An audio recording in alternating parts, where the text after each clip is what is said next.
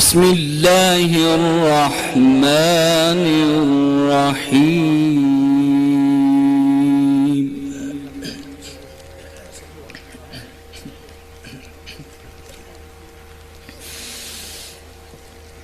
والضحى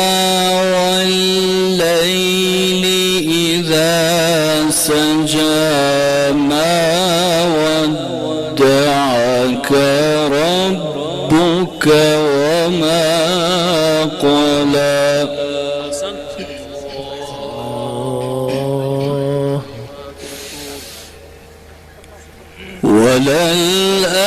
وللآخرة خير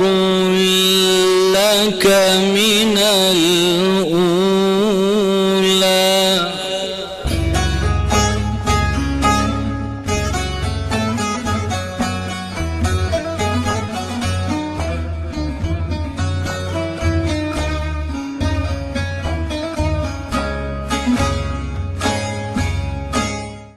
هەر کاتێک خی گەورە مناڵێکی پێبەخشی بین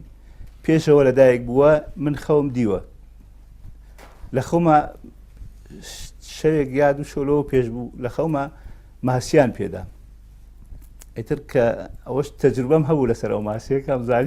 کامزانی خی گەورە کوڕێکی پێبەخشی وەڵاتر ئەو پیاوە کە هاتبووە خەبەرەکەی هێنابەوە کۆچەریش لەدایک بوو خاڵی وتبووی وەڵا باوشی لە سەفەرا بوو وەکو کۆچەری ئەم مناڵەش خاخوایەتی ناوێنین کۆچەر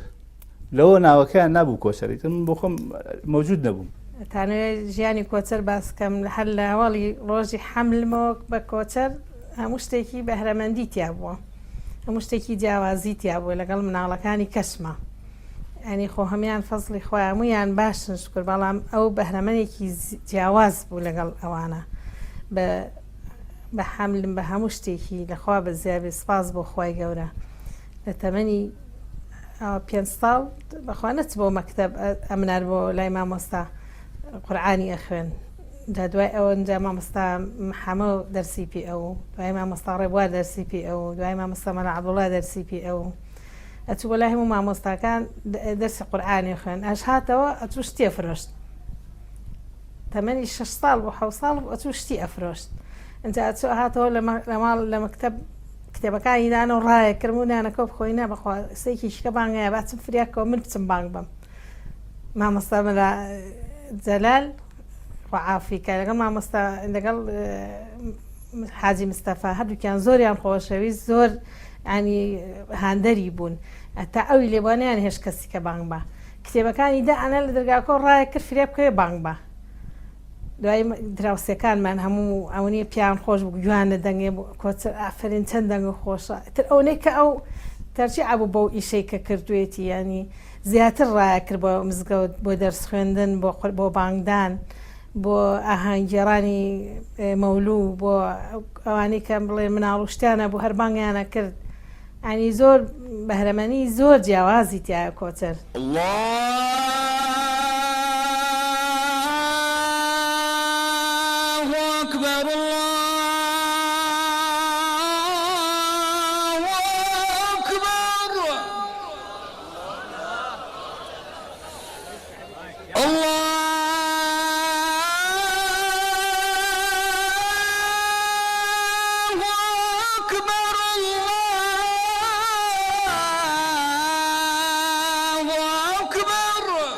الله أكبر الله أكبر أحسن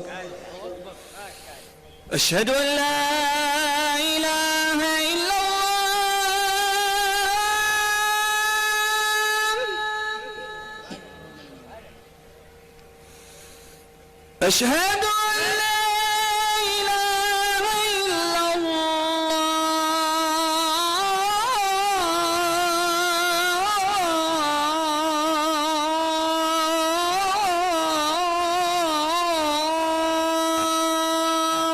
ما شاء الله الله أكبر سبحان الله ڕاستێکی ئەگەر لە خۆم و دەستوێکم وەکو خۆناسانێک بە بینەرانی خۆشەویست و عزیز من ناوم دکتۆر کۆچەر عومەر عەلیە لەدایک بووی ساڵی 1982 لە گەڕێکی مامۆستایان لە شاری سلێمانی هەر لە تەمەنی مناڵیەوە سوپاس بخوا لە خێزانێکی ئاین پەروەر و دیندار گەورە بووم گۆش کراوم سەرەتای خۆشەویستی و ئالوودەبوونم بۆ هەردوو هونەری بانگبێژی و قورئان خوێندن لە دوای تەمەنی 7 ساڵیەوە بوو دەستی پێکردەوە سوپاس بخوا ئەو کاتە کە لە خزمەت باوکی بەڕێزمە شاگرد بووم زۆربەی ئەو قەسارە سۆرانی کە لە جوزی عامە تۆمار کرابوو لە بازارەکان ئەفرۆشترا باوکمەی کڕی لە دوکان ئێمە گوێمان لێگرت لە دوکان بە تایبەتی بەیانیان و ئێواران ئەتر ئەوە زیاتر وام لێ هاو ئالوودە بم بۆی بە خوێندنی قورئان کە ئەو کاتە زیاتر دەنگی بەڕێز شێخ عەبدولباسط عەبدولسەمەد و شێخ محەممەد سەدیق المنشایی و ڕەحمەتی خوا لە هەردووکیان ئەو دوو بەڕێزە زیاتر دەنگیان ناسرا بوو لە ناو هەرێمی کوردستان و شاری سلێمانی بە تایبەتی منیش ئەلحەمدولیلا ئەو ڕێچکی ئەوانم کرد دەستم کرد بە تەقلیدکردنیان چ لە ناو مزگەوت و چ لە ناو بۆنە ئاینیەکانە بە تایبەتی ئاهەنگەکان یادی مەولود و بانگبێژیش بە هەمان شێوە تەقریبەن هەر لەو کاتەوە هاتوچووی مزگەوتمە کرد تەجیعیان کردم بۆ بانگدان بە تایبەتی مامۆستای زۆر خۆشەویست و ئازیز خوای گەورە دەرەجاتی عالی کا مامۆستا سەید جەلالی گەورە دێ کە ئەو کاتە مامۆستای مزگەوتەکەمان بوو هاندەرێکی سەرەکیم بوو بەڕاستی ئەویش لە ناو مزگەوتە کە ئەی بردمە پێشەوە بانگی پێدام قورئانی پێخوێندم لە دوای نوێژەکانی تەرەویح ئەمە سەرەتای ئاشنابوونم بوو لەگەڵ ئەم هونەرە گەورەیە کە هونەری بانگبێژی و هونەری قورئان خوێندنە. دکتۆر کۆچەر عومەر عەلی لەدایکبووی شاری سلێمانی قورئان خوێنێکی دیاری هەرێمی کوردستانەوە لە چەندین ئاهەنگ و پێشبڕکەی قورئانی پیرۆزدا بەشداری کردووە لەوانە خاوەنی پلەی یەکەم بۆ لەسەر ئاستی عێراق و پلەی هەشتم لەسەر ئاستی هەموو جیهان بۆ ساڵی 2010 خاوەنی پلەی حوتم بۆ لەسەر ئاستی جیهان لە پێشبڕکەی نێودەوڵەتی لە تاران بۆ ساڵی 2014 خوێندکاری دکتۆرایە لە نەخۆشیەکانی مناڵان و ڕێخەری گشتی فستیڤاڵی خاڵە با فەرمێت.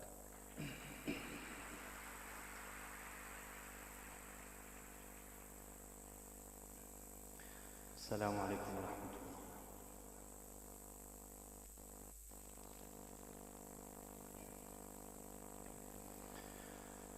أعوذ بالله من الشيطان الرجيم.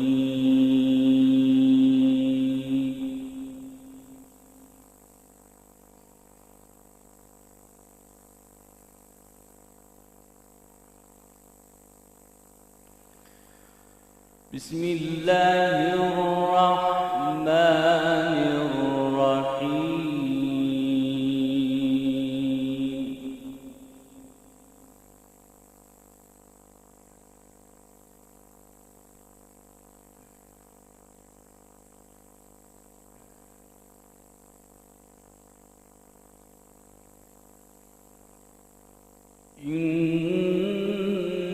إن هذا القرآن يهدي للتي هي أقوم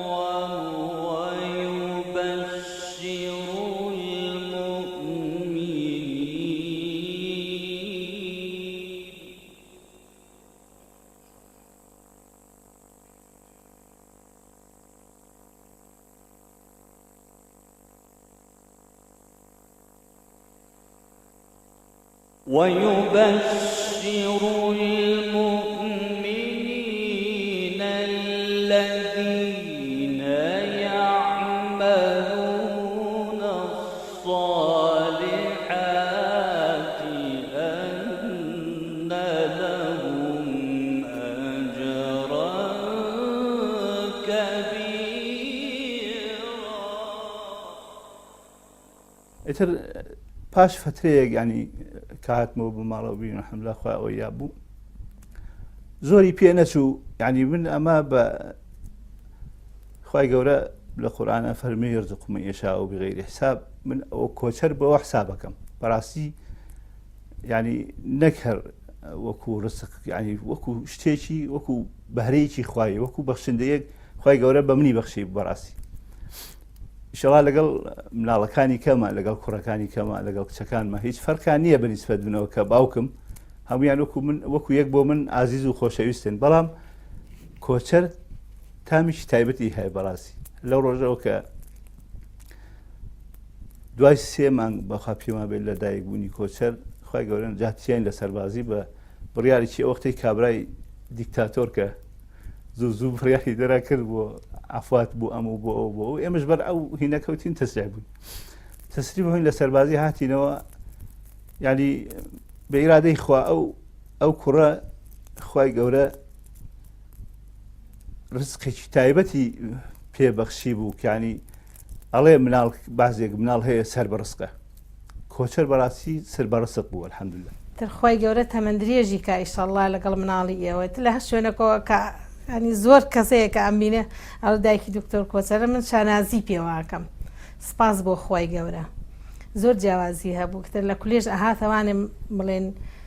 لەگەڵ تەلەبەکانی ڕەفیقیاتر ئەم ساری پێ بۆی هێنانەوە دایکەوینی ڕۆینەوە بۆ ئەوێ چێشتم بۆ لێنانەمە تەلەفۆنی نۆرمالمان هەبوو دایکە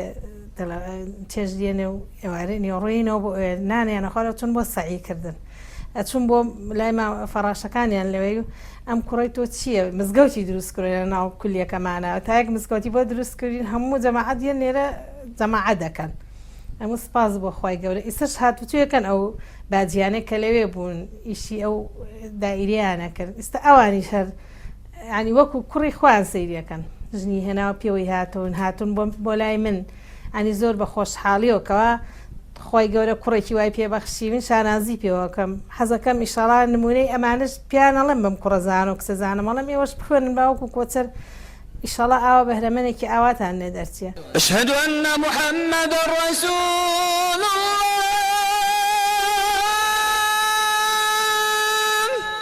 أشهد أن لا إله إلا الله ما شاء الله أشهد أن محمد رسول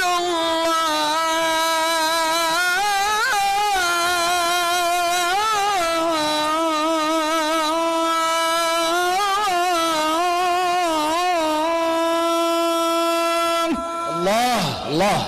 أحسنت يا أستاذ من شاگل عتا خێزانی دکتۆر کۆچەر قورئانخوێنی نێودەوڵەتی سەرەتا پێناسەیەکی دکتۆر کۆچەر بکەم دکتۆر کۆچەر کەسایەتێکی زۆر هێمن بە وەفا لەسەرخۆ ڕاستگۆ دڵسۆز سپاس بەخوای گەورە کە هەموو ئەم شتانەی بەزیاوە تیادا مەوجودە سەرەتا ئێمە لە ساڵی 2011 زەواجمان کرد کە سپاس بەخوای گەورە لەو دەقەی کە زەواجم لەگەڵ دکتۆر کۆچەر کردو لە زۆر ڕووە گۆڕانکاری ڕوویاوە لە ژیانمە سپاس بەخوای گەورە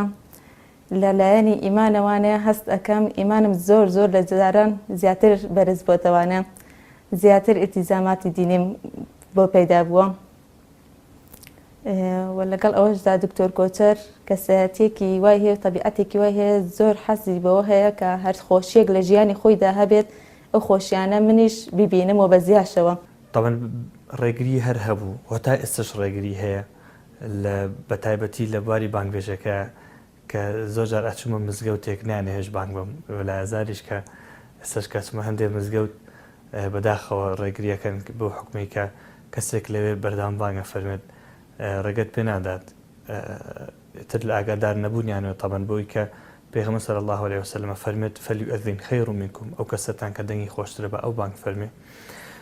هەڵبەتە ئاشناتی نەبوونە بم فەرموودە پیرۆزی پێغەمبەر صلی الله عليه وسلم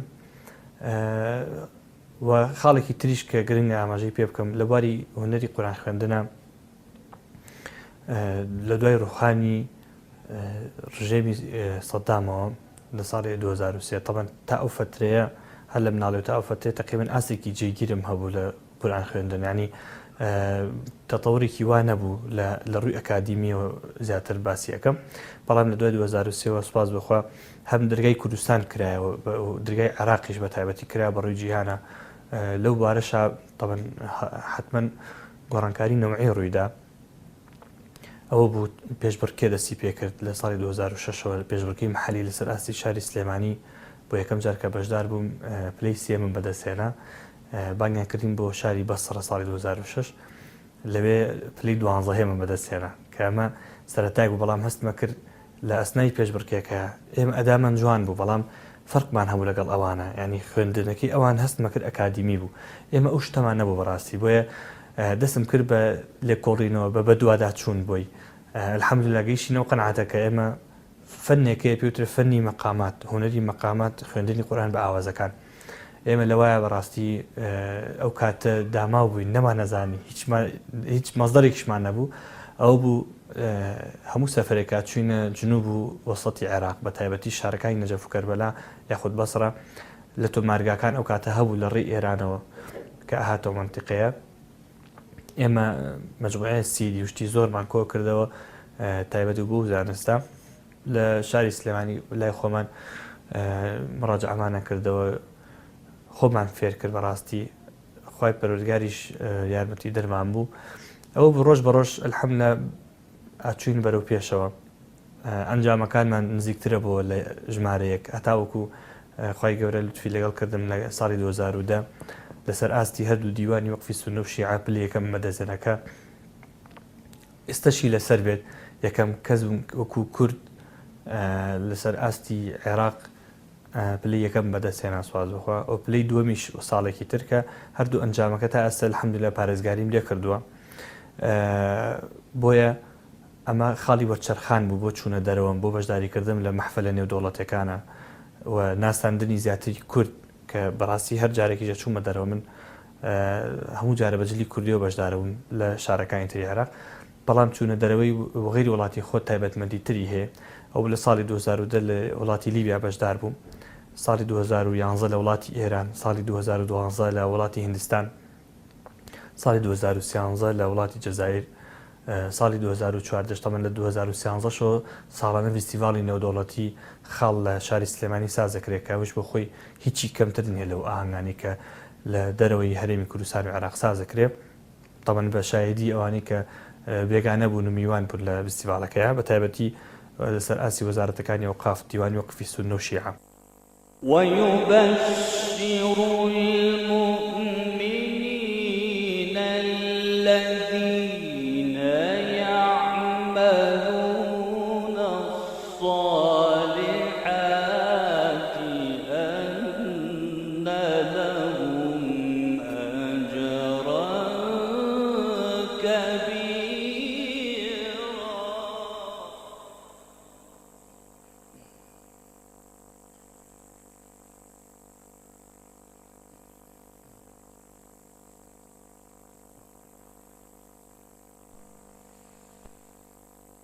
وأن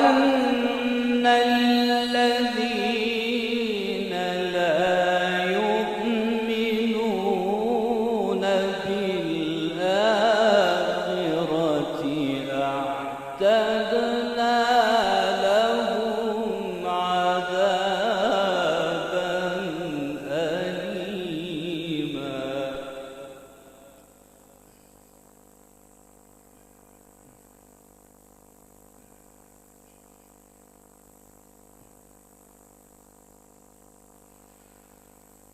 بسم الله الرحمن الرحيم إن هذا القرآن يهدي للتي هي أقوم کۆچەر وردە وردە گەشاکاوی تر مناڵە بێگومان گەشتینە مەرحەلەی ئەوەی کە کۆچەر ئەچێتە دەرەوە و چەند ساڵ مەسەن 4-5 ساڵ ئەمانەی کردبوو ئیتر مەکتەبی هێشتا نەهاتە بوو هادوو کوێی مزگەوتمانە کرد بەیەکەوە و ئیتر حەزی لێبوو نوێژی ئەکرد و ئیتر ئالم بابەتانە تا فترەی ئەوەی کە بچێتە مەکتەب ئیتر کە چووشە مەکتەب لەم مەکتەبی گۆیژە مەیکانیسکان لەوێ لە مەکتەبی گۆیژە بوو هەر لەو سەردەمانە کە مەکتەب تەحتی لەبوو حەزی لێبوو کە قورئان بخوێنێ ئەو وەختە مامۆستا مەلا عەبدوڵڵا یادی بەخێر نابینایە مامۆستا عەبدوڵڵا لە مزگەوتی گەورە حوجرەی هەبوو دەرسیەوتەوە بە قورئان ئیتر کۆچەر و براکەی کەی شاهۆ هەردووکیان ئەچوونە لای مامۆستا بۆ قورئان خوێندن ئیتر ئەلحەمدولیلا کۆچەر بەهرەی خۆی تیا بوو لە خوێندن زۆر باش بوو لە قورئان خوێندن و ئەمانە دەنگیشی خۆش بوو کە تر وردەوردە هەستمان پێ کە دەنگی خۆش بوو ئەوانە مزگەوتی قامیشان نزیک بۆ لێمان ئەچین بۆ مەسەن ئەچین بۆ نوێش مەغریب و ئیشا ئەتی وردەوردەوای لێ هات بانیە بۆ خۆی لەبەر خۆی لە ماڵەوە لەم لاولا بانیە لاسای مامەساکان و ئەوانی مزگەوتەوانێ کردەوە بانیە هەستمانەکە دەنگی خۆشە بۆ بانگانی وەڵای تر مزەورێکی هەبوو حاجی مزەفای نابوو خوا ئەفریقا پیاوێکی زۆر خۆش بوو کۆچەری زۆر خۆشەویست کاچین بۆ مزگەوت ئەی کۆتەرە جاوە نەشی و کۆچەرەی کۆتەرەوەرە بانگکەوە دوو تەختەی بۆیە کۆچەر باڵای کورد بوو ناگەیشتە هینەکە تەختەی بۆ دانا و کۆچەر ئەچۆ سەر تەختەکە و بانیە دکتۆر کۆچەری هاوسەرم حەزی لە مەجموعەیەک نوعی خواردن زۆر زۆرەیەکێک لەوانە شلەی فاسۆلیایەکێکی تر یا پراخە کە زۆرینەی پیا و حەزی لە خواردنە نیە بەڵام هاوسەری من زۆری حەز لێتی یەکێکی تر سەر و پێیە و بریانیە و یەکێکی تر لە خواردنانی کە حەزی لێتی هەر لە مناڵیەوە ڕاهاتووە لەسەری لەفە خواردنە زۆر کاتیش پێی ئەڵێم ئەم لە فێلەوە چه زەرەرە پێ بگەێنێ بە تەندروستیت بەڵام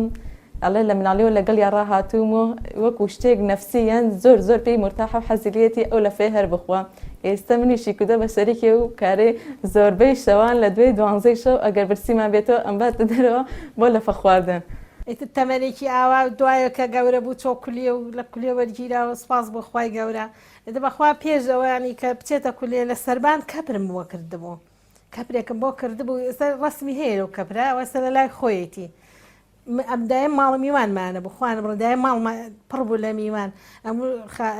ژووری شۆنەیە توانی سعی بکە ئەچوو ژێرە و کەپرا سعیە کرد یەکەم ساڵ 86ێنە لە هەندەسە وەرگیرا نەچوو مامۆستاکان وتیان کۆچەر مەچۆ مەگەڕێرەوانێ دوایی تووشی سەدما ئەبی ئەگەر نەیهێنی وتی بەخوا مامۆستا بەدڵم نییە ئەگەڕێمەوە تر ساڵی ئایندە سپاس بۆ خوای گەورە ئەوی خۆی بەدڵی بوو بۆی هات لەژێ و کەپرا باسی ئەوژێ کەپرا بۆ بکەمدا ئانی ژێ و کەپرا ئارەقی دەرەیە دایکە بمرێ لەفەم بۆیەنە بە دزی مناڵەکانم بردە سەربان بووی گۆشت بۆ برجان بە دزی بۆم بردە سەربانم و باشتی باش بخوا بەشکمی ساڵا مێشکی باش بێت و شتی دەرەجەی باش بێنێ سپاس بۆ خوای گەورە شکر ڕەنجمان بەزایە نەچوو سپاس بۆ خوای گەورە ئەوی شانازی پێوە ئەەکەین کەوا کەسێکی ئاوای لێ دەرچوو کە هەموو عالم شکر بە ئاواتێوەیەتی سپاس بۆ خوای گەورە تاجی زێڕینی کرۆدە سەرمان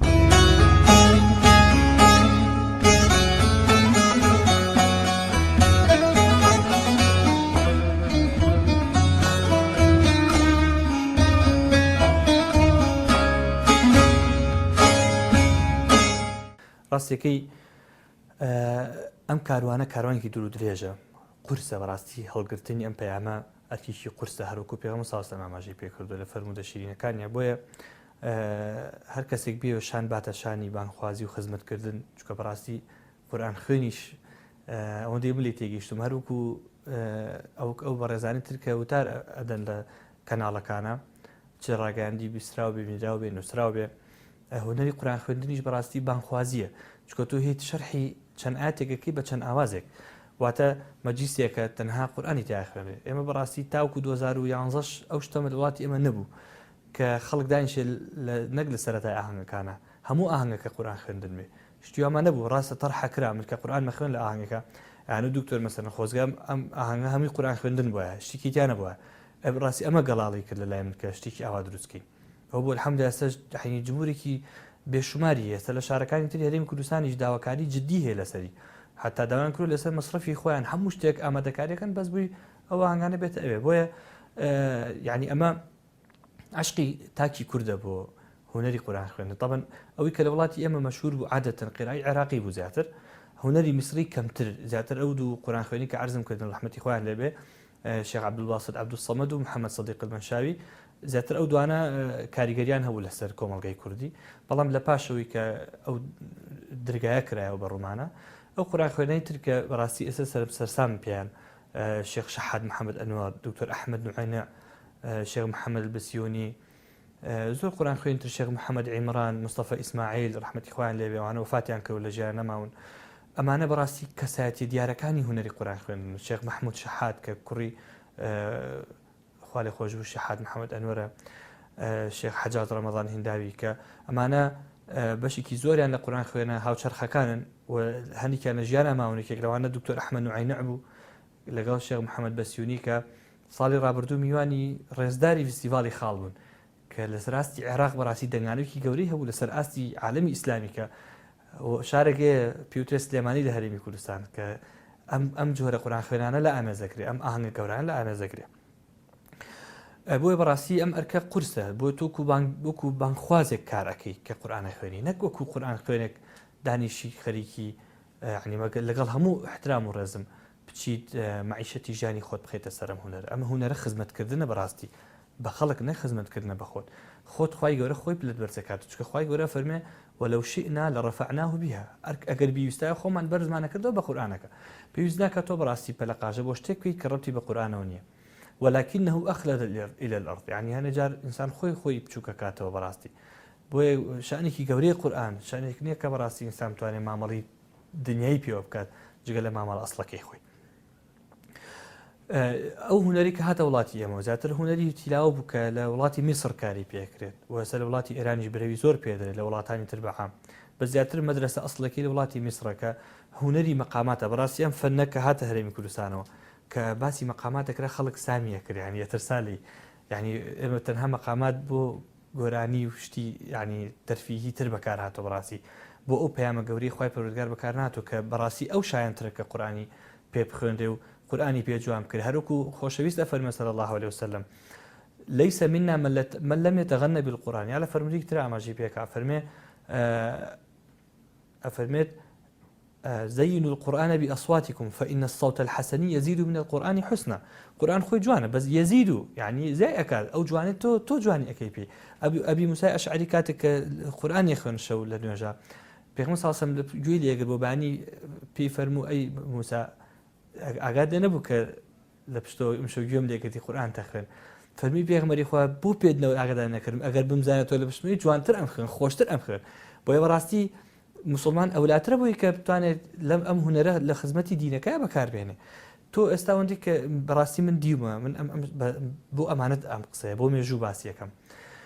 ئەوەندەی لە ساڵی 2012 کە ئەم هونەرەمان هێناوەتە هەرێمی کوردستانەوە ئەوەندەی ئێستا قورآن خوێنی ئەکادیمی هەیە بە درێژایی مێژوو لە هەرێمی کوردستانە نەبووە بۆ شێوەیە هەم لە ڕووی ئەداوە هەم لە ڕووی ئیتقان و خوێندنەوە بەڕاستی کامە شەرەفی گەورەیە کە خوای گەورە بەمنی بەخشیوە کە ببمە ئەو دەروازە خێرە و ئێستش الحەمدلله وڕێو دەخەیکە پەلوپۆ هایە بە وڵاتانی گیان هونەرێکە کە ئێمە ڕاستە هاوردەمان کردو بەڵام خەریکە لای ئێمە جارێکتر خزمەتی ئەوانی پێکەینەوە ئەو ئاوازانش کە قورآنی پێخوێن تەبەن هەموو ئاوازانەیە کە خەڵکی تر بەکارێنێ بۆ شتی تر بەڵام ئێمە خزمەتی قورآنی پێکەین ئاوازەکانی جیاوازن تەبەن تۆ لەکوێ قورآن هەمووی بە نەمەڵێ بخوێنی لەکوێ تەمسیلی ئاەتەکان بە بەو مەشهدانە بەو ئاوازانە بکەی کە فەرقیان هەیە مەسەڵەن تەبەن تۆ مەشهدێکە باسی قیامەتەکات ناکرێت بە کۆمەڵێک ئاواز باسێکی کە ئاوازەکان تایبەتن بە فەرەح و خۆشی بۆ بە پێچەوانەشەوە بۆ نمونایەکێک لەو ئاوازانە کە بەکارێت ئاوازی سەبایە ببوون ئاوازی حیجازە کە یەکێکە لە ئاوازە حەزینەکان لە وڵاتی حیجازەوە هاتووە کۆمەڵێک لەو ئاتانی پێخوێنێ کە باسی ئەهوالی ئەهلی جەهەنەم و مەشاهیدەکانی قیامەت دەکات بۆ نمونەیەکێک لەوانە سەعرستانەکەم أعوذ بالله من الشيطان الرجيم وأما من أوتي كتابه بشماله فيقول يا ليتني لم أوت كتابيه ئەمە بەڕاستی کە گوێ لێگری تەسویری ئەو کەساکە کە نامەی کردەوەکانی بەدەست چەپۆرەگەڵی خۆزگە کتێبەکەم هەربەر نەگرتایە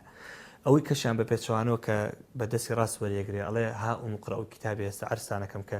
ئاوازەکەی چەندی فەرقا أعوذ بالله من الشيطان الرجيم فأما من أوتي كتابه بشماله فيقول هاؤم اقرءوا طبعا جاوزەکە واضحە ئەوەی کە ئیبینی چەندین ئاوازی ترمانێ مەسەلەنێکی لەو ئاوازانە نەهاوەندەکە هەندێک جار بۆ بیرکردنەوە بەڕاستی بۆ تەفکیری ئینسان بەکارێ مەسەلەن خوای گەورە لە یەکێ لە سوورەتەکانە فەرمێت أعوذ بالله من الشيطان الرجيم يا أيها الإنسان ما غرك بربك الكريم أي إنسان چی وای لێ کردووی کە ئاو بۆ غراوی بۆ پەروەردگارە بەڕێزت کە بۆ شێوە جوانە دروستی کردویت و بۆ شێوە تەنزیمە دروستی کردووی کە بیتە خاتەوە خوایەک دروستی کردویت ئابم شێوە توانین بەم ئاوازە بەرجەستەی بکەی ئەو تەذکیرەیە أعوذ بالله من الشيطان الرجيم يا أيها الإنسان ما غرك بربك الكريم يا أيها الإنسان ما غرك بربك الكريم الذي خلقك فسواك فعدلك. طبعا ئەگەر بینەری بەڕێز گوێی لێ بگرێ ینی هەستەکەی بەرجەستەکردنی